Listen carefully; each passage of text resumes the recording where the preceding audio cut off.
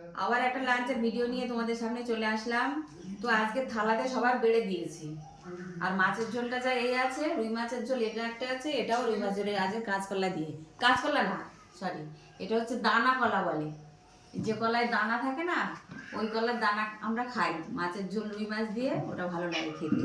তো প্রথম আছে কি বলে দিই, এই এই আছে উচ্ছে সিদ্ধ আর পেঁপে সিদ্ধ, আছে মোচা চিংড়ি মাছ দিয়ে, আছে আলু আর ভেন্ডি ভাজা পেঁয়াজ দিয়ে, এটা হচ্ছে পটল ভাজা, এটা ইলিশ মাছ ভাজা, আর এটা হচ্ছে এটা কালকেকার মাছের তরকারি, রুই মাছের তরকারি, এটা আজকেকার ওই যে দানা কলা বলছিলাম আজকেকার তরকারি এটা।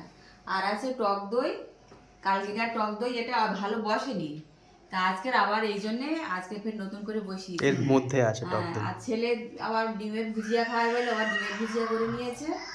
তো আমরা খেতে থাকি বন্ধুরা। খাও খাও খাও, তুমি খেয়ে নাও। এরাও রেডি হচ্ছে খাওয়ার জন্য, বসে রয়েছে তলায় সব। না, ওদের সব খাওয়া হয়ে গেছে, কিন্তু মাছ সিদ্ধ করে খেতে না হলে আমাদের খেতে দেবে না। ওদের যদি না আমরা আগে খেতে দিই, তো মানে একদম টেবিলেই উঠে পড়বে।